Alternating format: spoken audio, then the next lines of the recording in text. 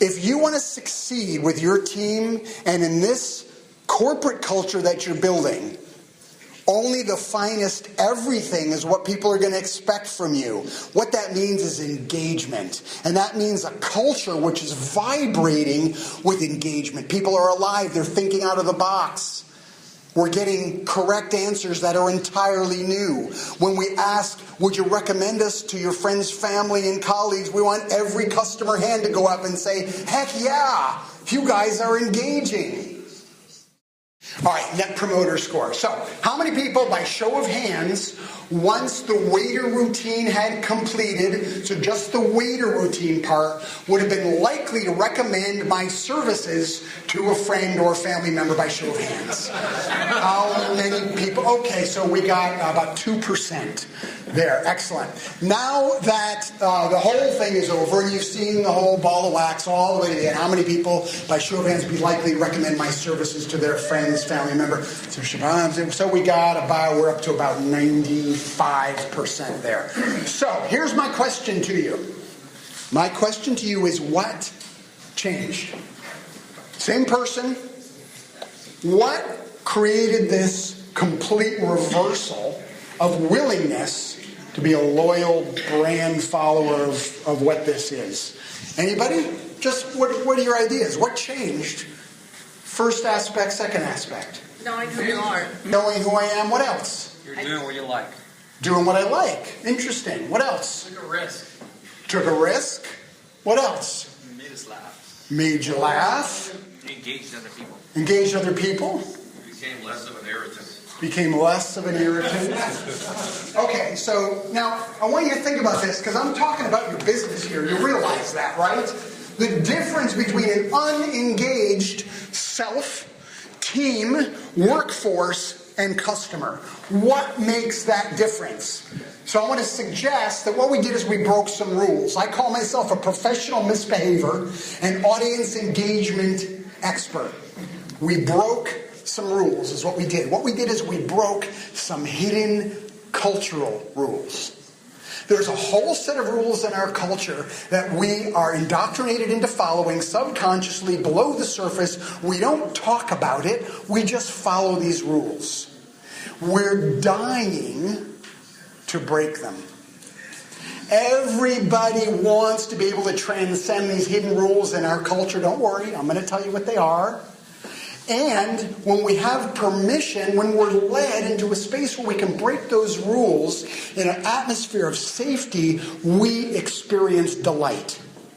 So I want to talk to you today about rule breaking. Now, breaking rules requires a lot of energy, okay? Change also requires a lot of energy. So I want to talk to you about the 7 biggest obstacles to change. Because what we saw tonight was a change. We went from no brand loyalty to a whole bunch of brand loyalty. How do you achieve that kind of change? Here's how change occurs. It occurs by breaking rules. Like I said, you need a lot of energy to change. But most of us, because the hidden rules on an overlay are suppressing our energy, then we just look more like this. We don't have energy for change. We don't know why, because these rules are invisible and hidden. So we need to break these rules. This is my company, Break a Rule, presentations and trainings. And what I'm suggesting you need to learn how to do is become an intelligent misbehavior. An intelligent misbehavior. A person who's willing to strategically break just the right hidden rules, the right time and place, with skill in order to achieve dramatic positive change. Here are the 7 biggest obstacles to change. Number 1, looking away. Number 2, hiding our feelings. Why are you giggling, sir? You're not hiding your feelings. That's wonderful. Is it because the guy who was sitting here right next to you is no longer here? Maybe. And he wanted to hurt me really badly earlier? Where did he go? He should be here now for this part. Right in the restroom. What's that? Right in the restroom. Just in the restroom. Okay, that's good. That's good. You guys were the funnest group to do this thing for. I'm like going around. What was that lady over here? And I'm the woman in the corner, and I'm pouring over her head like this. I've got the ice, the pitcher, and I'm going over her head, back and forth like this, and she's ducking back and forth like this. And I finish, and she goes like this, and she says, "Thank you."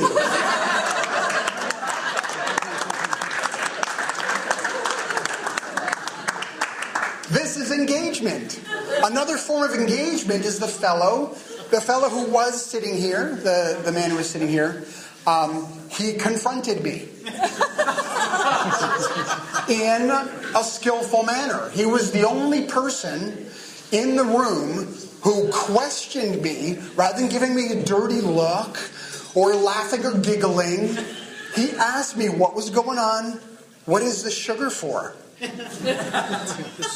Why would I want sugar with my salad? Don't you think you should ask before you put that on my plate? He had a very lucid conversation with me, which I appreciated. Now, he's the only one who asked me any questions. Actually, there may be a couple of others, but not many. So, 7 greatest obstacles: looking away, hiding our feelings, deferring to authority. Big one. I know, I see this guy is going, ooh, that hurts, that nails that. Imagining the worst, evading effort, establishing territory, and denying our needs. These are the 7 greatest obstacles to change.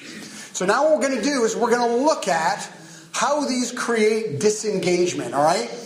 Happiness and productivity. It's shown that happy people are 22% more productive than unhappy people, but we don't need some study to tell us that because we have a ready-made reference point for this, probably most of you. How many people in the room have children by show of hands? Ooh, lots of kids. How many people have 1 kid by show of hands? 2 kids, but 3 kids, 4 kids, 5 kids. No way, that's crazy. All right. Okay, so the point is, we have lots of kids, and kids are the most happy and productive people on the planet. Kids get more done in the course of a day than anybody that you can name. It takes more energy to follow a 3-year-old around for a day than any other job you can name. In fact, they get so much done over the course of the day that most of the stuff they've done you have to then undo at the end of the day, right? You got to put all that stuff away and wash the stuff off the walls and take the little snotty stuff off of your clothes and everything else. So kids are the most happy and productive people on the planet. I want to talk about what makes them so happy and productive. Now, let's have a look at this photo that was sent to me by a dad in a show that I did about 5 weeks ago. He said, I got a photo of a happy, productive child for you. You guys want to see it? Yeah. It's what happy, productive child looks like. That is a free spirit right there. That is a free spirit. He shared that with me and said I could share it with all of you. So thanks to that dad. So now, we're going to look at all over the planet, what do kids do? This is hardwired into children. Doesn't matter where they're born. What do children do? Okay? This is how kids create change. This is what kids are hardwired to behave like. They experience the moment. They express authenticity. They declare their passion. They imagine what's possible. They leap into action. They seek connection, and they ask for what they need. These are 7 things that kids do naturally. If this is what we're hardwired for as human beings, why does a 2013 Gallup poll show that 70% of the global workforce is disengaged? 70%. This is a study. It's not a guess. They measured this. 70% of the global workforce is disengaged. That means in your organization, 3 people out of 10 are doing the work. Statistically, you're probably a more excelling group than that, I would guess, from my experience of you. However, those are the statistics. So how are you going to work? Because each of you in this room are leaders of some kind. How are you going to work with a team of people who've been indoctrinated in order to follow a bunch of rules to where you've got 7 out of 10 people who are sitting there not knowing what train hit them and are pretty much getting nothing done over the course of the day? How will you motivate them? How will you engage them? Now, you don't engage people by ignoring them, like a lot of you tried to do with the waiter tonight. This isn't happening. This is not occurring. Let's have a look at what happened to us, okay? Here's what happened to us. We're going to play a little game. It's called the 3-question game, all right? I'm going to ask you 3 questions. Your job is to answer them out loud, in unison, without hesitating. Loud, clear voice, in unison, without hesitating. Everybody ready? Yes. Ready. Everybody ready? Ready. First question, what's the largest appliance in your kitchen? What's the standard color of this appliance? What do cows drink? Milk.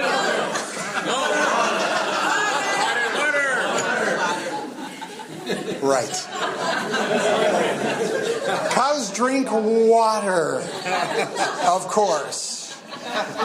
The point is that we can be trained to follow a line of associations that lead us to a completely faulty conclusion. We have been trained for this, as a matter of fact. We've been trained. We're now living in a globe which is completely permeated by the Western mind, the Western attitudes and Western conditioning. We might as well call it the United States of Conditioned Associations. USA, it's everywhere. And this is what we've been indoctrinated into, is to think without thinking. To take actions on the behalf of those who operate all the media and the advertising and the products and the services they want us to buy, the way people want us to behave. And so what we get is a lot of this. The average total TV watch by the age of 70 is 7 to 10 years. Did you know that? 7 to 10 years of your life, statistically, is spent in front of the television. And if you got your kids in front of that thing, you're starting them right down the path to be perfect rule followers. Because that box is a machine for teaching people how to follow rules, among other things. There are other ways we do it, obviously. So I've written a book called 7 Rules You Were Born to Break. This is about my experience of being over in front of 1 million people in the last 35 years and observing how human beings behave when they're put in challenging circumstances like today. When I was going around table to table, and what was happening was your expectations were not being met, were they? It's not what you expected. Things aren't going the way I had planned for this wonderful, leisurely evening where I'm trying to talk to this person next to me, but there's an armpit in my face at the same time. So I've written this book called 7 Rules You Were Born to Break, and what the book does is it details how it is, and we're looking at, again here, let's go to Monterey where we are today. Let's look at our experience here today. How about that? Bring it right down home, okay? So let's zoom in. Here we are, the waiter routine. Pouring the water from a height of 3 feet. So here's one way we follow rules. For those who are determined, if something weird is going on, I'm not going to look, because if I look and see this, it means it's real. So I'm going to keep looking down here, and I'm not going to look up at this guy. There's a rule that goes along with this. Anybody want to guess what the rule is? What's the rule we're trained to follow? Submission. Denial. What else? Consider it. Interesting. Could be. What else? What would you call it? Avoidance. Good. You guys are all sniffing around the right space. Ignoring reality. We're getting closer. You're getting warmer. The rule we're trained to follow is pretend you don't matter. Pretending we don't matter is a function of actually checking out. disconnecting from our perceptions of reality in the moment, that which is right present with us, right in front of us, happening today, here in the office, here in the field, what's going on with that person, the look on their face, we ignore it, we don't follow up because we're trained to pretend we don't matter. It's a heck of a lot easier to pretend we don't matter, but it doesn't work so well for engagement. That's the first rule we're trained to follow. The second rule we're trained to follow.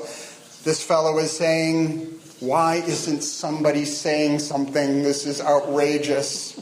Why isn't somebody saying something? But obviously he's not saying anything either, because what is he trying to do? What rule is he following? Doesn't want to be the first to cross. Doesn't want to be the first. That's right, because he's trying to conform. What else is he trying to do? Blend in. Oh, you're so close. He's trying to be normal. Trying to be normal. That's the second rule we're trained to follow. Be normal. And what makes you not normal is when you have a feeling about something. As soon as you have a feeling about what's going on in your life, you've just become authentic. If you know what that feeling is, and better yet, if you express it, you're breaking this rule. Be normal. Here's the third thing we do. So he's leaning back, he's going, well, I guess maybe this is just the custom here. I'll just scoot back, get out of the way, and let this person do this weird thing right now. So this particular rule in deferring to authority is called be popular. We don't want to speak up. We don't want to be the person who someone confronts back and says, who do you think you are? So we keep our mouth shut. We may have a vision like the fellow who, he's still not here. Where is he here? Is that him back there? Still in the No, he's still in the bathroom. Yeah. He scared him. This is, he's breaking the rule, be normal.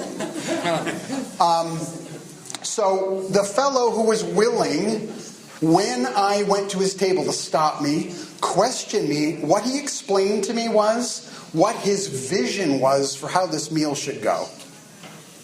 He broke the rule, be popular. Everybody at the table is kind of going, dude, but he knew what he wanted. He expressed it. It was clear. It was specific. It was respectful. He broke the rule, be popular. An example of that. Fourth rule. Anyone know what this one is? Rule that we follow. The worried expression on her face. What do we do when things aren't going properly or might not be going in the right direction?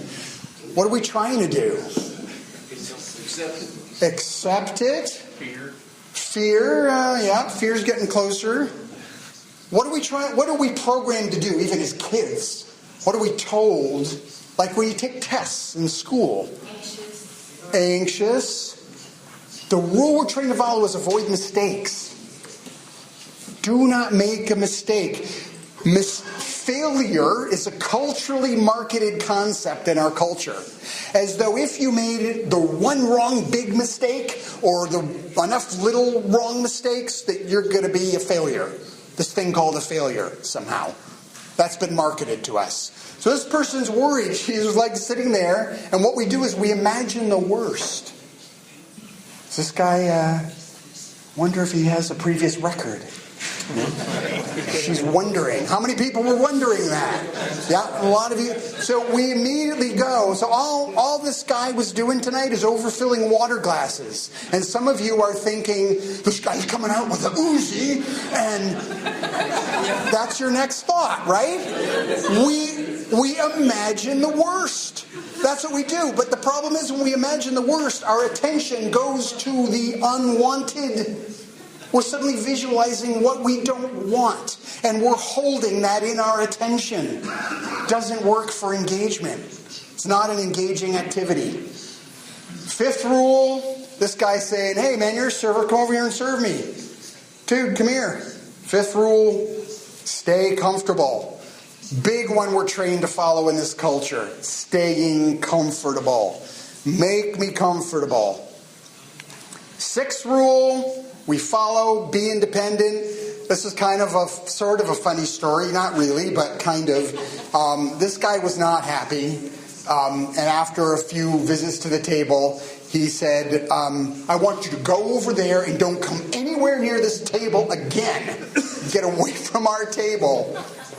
So this is really an important rule to look at. And what it has to do with is how we're trained in leadership, especially in business in our world, for top-down management. I say you do. I tell you how high to jump, you better do it if you want to keep your job. So rather than making a connection with people, like really fostering relationship and getting that connection and then connecting and then directing them, we expect to be able to have authority just because we can boss people around.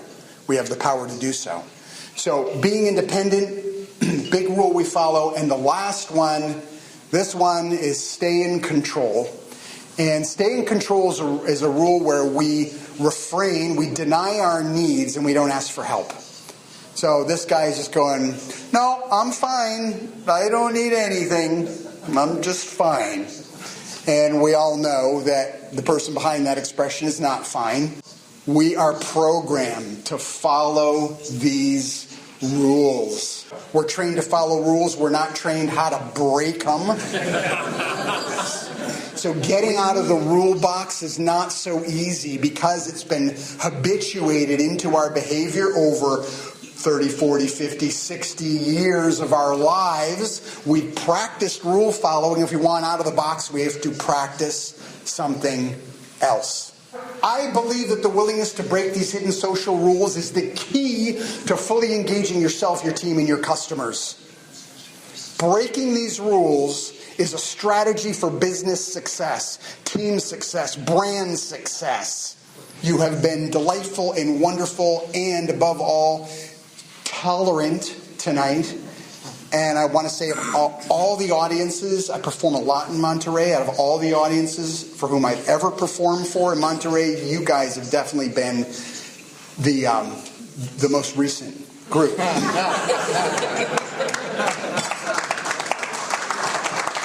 Go ahead, break a rule. Thank you very much, everybody.